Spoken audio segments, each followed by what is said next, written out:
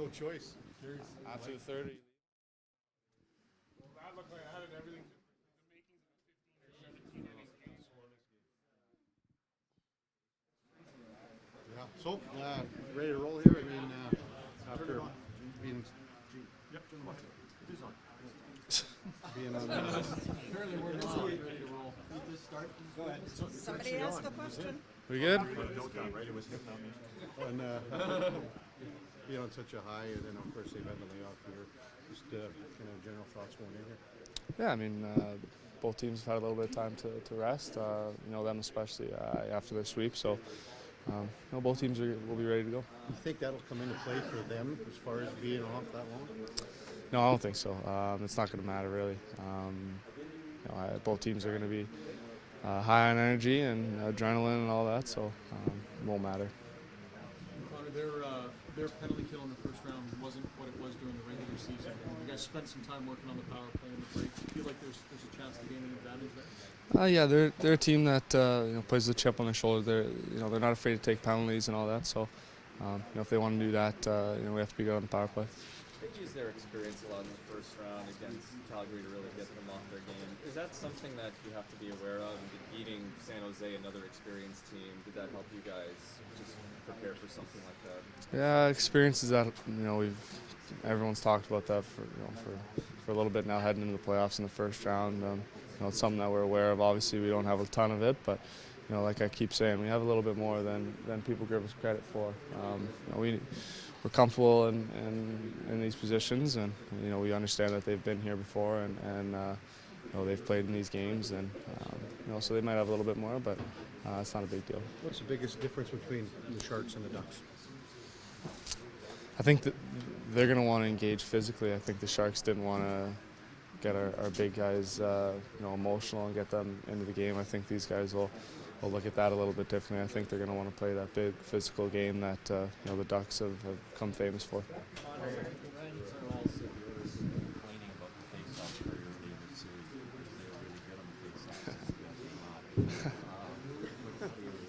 Yeah, that's fair. I think they're the top team in the league on face-offs, and we're the bottom team in the league on face-offs. We know that. It's going to take a lot of help from our wingers and D-men and all that. So. Connor, what was the experience of some of the players in the squad heading into the playoffs? Now having a round under your belts, how much different does it feel going into round two, and how much more ramped up do you expect? Yeah, that first series, there was a ton of ups and downs. I think as much as you're going to see in a playoff series. We go up 2-1, lose 7-0, and overtime losses and overtime wins. Doesn't get much more up and down than that. So I think we definitely learned a lot from that, and those are experiences we can use moving forward. That's a big takeaway for you guys.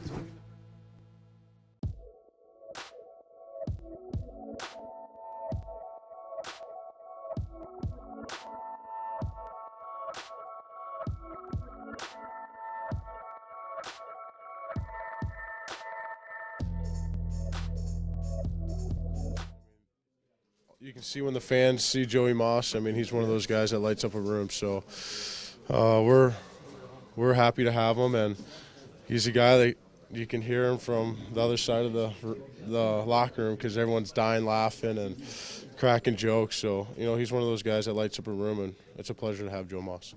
Thanks a lot. Yeah. Rodriano was asked this morning if you do much talking to him on the ice.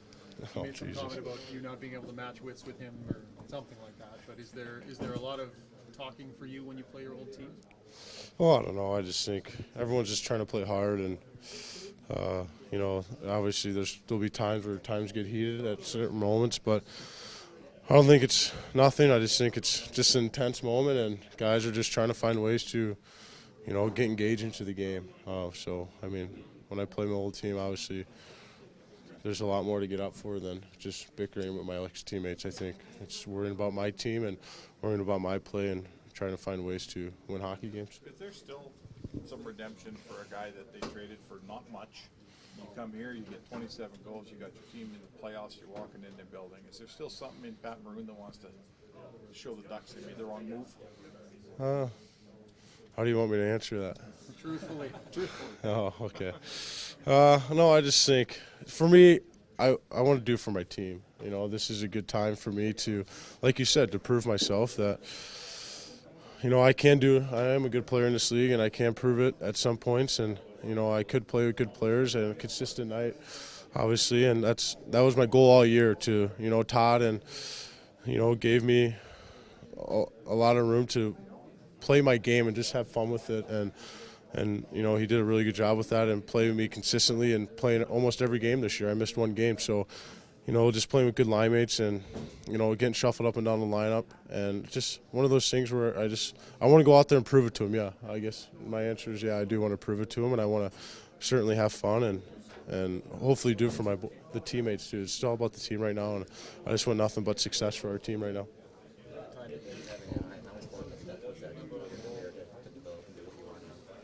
Yeah, absolutely. I think Anaheim did. I mean, they're the team that believed in me first, and they're the team that gave me the opportunity to live my dream in the NHL.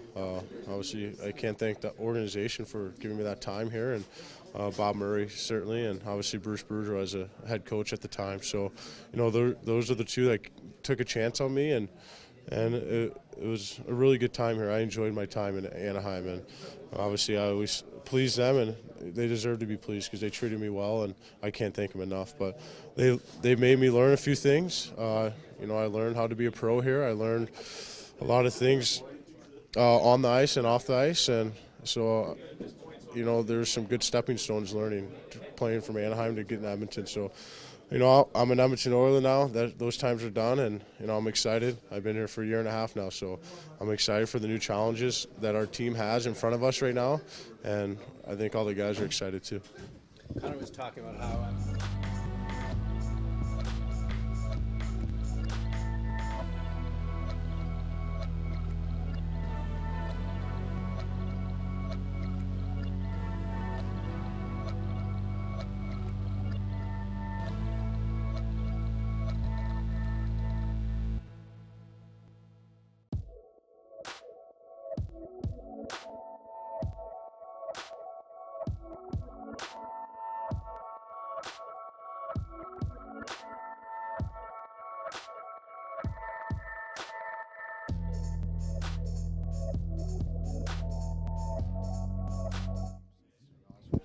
kind of had to step up and play what that meant, I guess, for you and the team, that kind of development.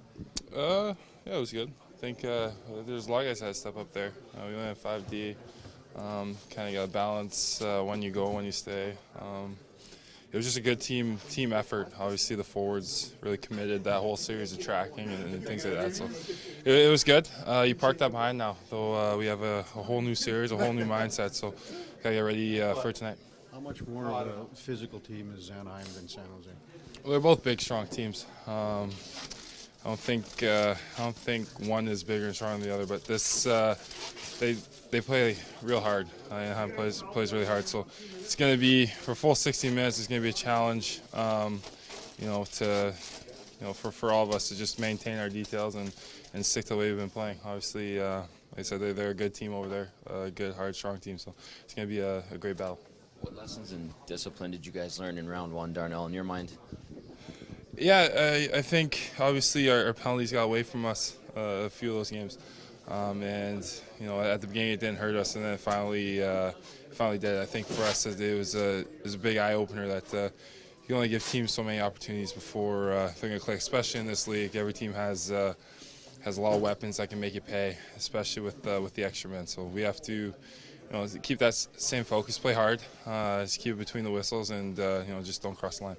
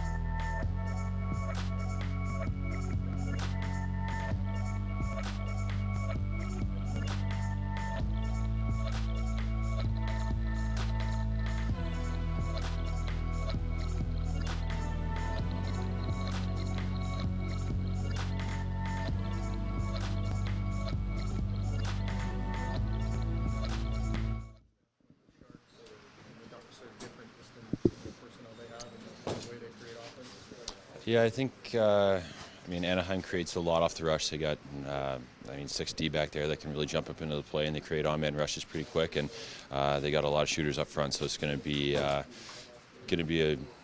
a big team effort to kind of force them backtrack and kind of take away their odd man rush because that's where they feed off of.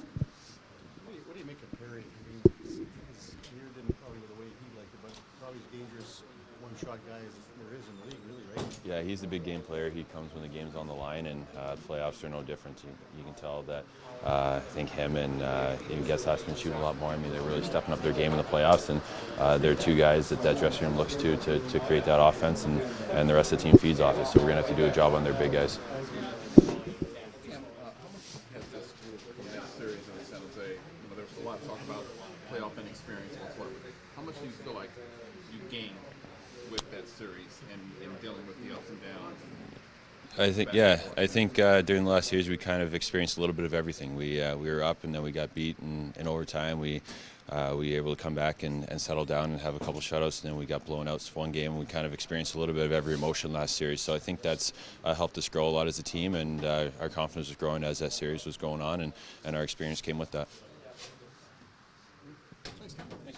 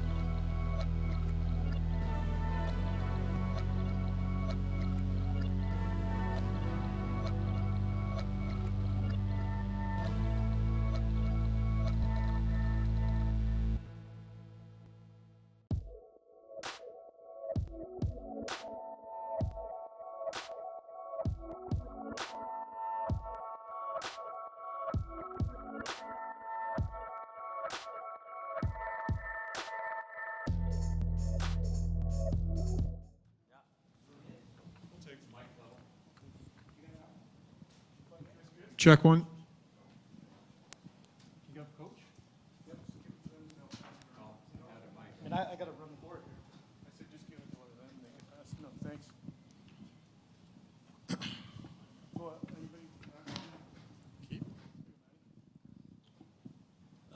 Randy Carlisle says your team will be whining about the face-offs very early because they win most of them and you guys are 30th. So can you comment on that?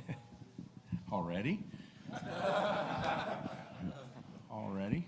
I've been whining about our face-offs all year because we're in 30th place, so I don't think that's a brilliant comment by any means. You know, when you're in 30th, you're not happy with where your team's at, but you know, sometimes these games are played and some of those comments are almost an admission of guilt at times because they are very effective in the face-off circle and they do some things, so it's always nice to distract.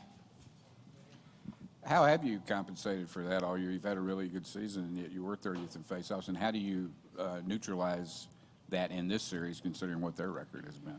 Well, we try and do a better job. I don't think we're going to go from 30th to first, but if we can take our numbers up from whatever they were against this team, if we go up 2 or 3% and try and win the real important ones, that'll be a key for us. But their centers have a lot of experience in situations like this, and they're very good at what they do. Todd, I know you've been asked incessantly about Ryan Kesler, but how do you plan on attacking Ryan Getzlaf in this series? Ryan Getzlaf? You know what, you're the first guy that asked me about Ryan Getzlaf, and I thought he was their best player against Calgary, so that's a good question. He's, again, I think that he's their heart, he's the head of their snake, and he comes to play, and that's why they are where they're at. He's a very good leader. He's made their special teams work. He's even penalty killing now, so we have a tough task ahead of us to play against him for a 7-game series. You know, he has some tendencies that we're aware of. Maybe we can jump on those at certain situations, but you know, to play as long as he has and won as many championships as he's been through at different levels, he's very capable of playing through that, and we're aware of it, so we've got our work cut out for us. You said at the end of the San Jose series that you were actually fine with McDavid playing against that top defensive pairing because it gave the rest of your team space. When the matchup is an opposing centerman, how does that change your outlook on a matchup? Well, we'll take, we didn't earn home ice, so we got 3 opportunities to have last change, which in many cases doesn't guarantee you anything because as soon as the puck's dropped, if you win the draw, you control the shift. If you lose it, they control the change. So we understand our players, and probably Connor in particular, obviously he'll be a target for their checkers. They understand they have to play through this stuff. And again, I go back to our regular season. There were many nights where we let the matchup happen so that they could grow and experience it. So we won't get away from it, but we will play through it. Do you feel there was anything your group maybe learned in the first round that can help them moving forward into the second round? We learned a lot. You know, for a group that hasn't been in the playoffs for a decade and never together, there were a lot of learning moments or teaching moments in that series. Number one, the energy in the building. Both buildings, all buildings, the home team seems to capture that for the first 10 minutes. We learned the officiating standard. We learned a lot about momentum. We learned how to respond from a blowout. We learned how to hold leads. We learned how to play in a closeout type situation. We understood the rigors, or learned a lot about the rigors of playoffs and how you empty the tank and you find a way to reload it without a lot of practice time. And we're going to learn more lessons as we go forward. I think this is a great opportunity for our team. One, we have the opportunity to win and move on, but we also have the opportunity to play as one of the 8 final teams in a very intense environment, and that can only help us as we move forward. Todd, in the lead up to the first 2 series, San Jose and Anaheim, there's been a lot of talk about the opponent's defense. Do you think that your own defense sometimes gets short-shrifted in terms of their contributions? I think they do, but you know, we're a youthful team, and we haven't been to this dance. We haven't been to this part of it. So naturally, they're going to turn to experienced defensemen that have played in these series and gone on to play more.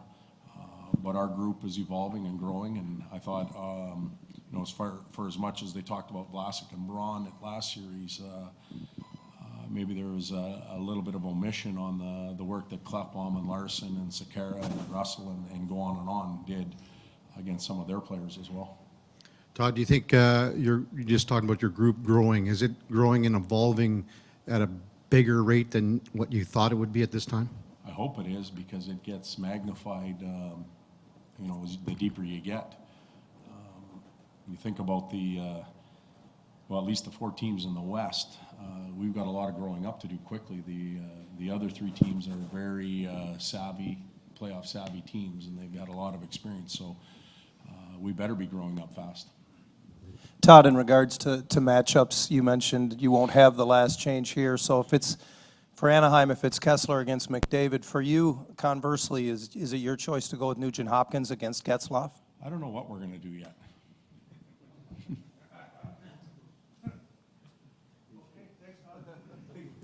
Thanks.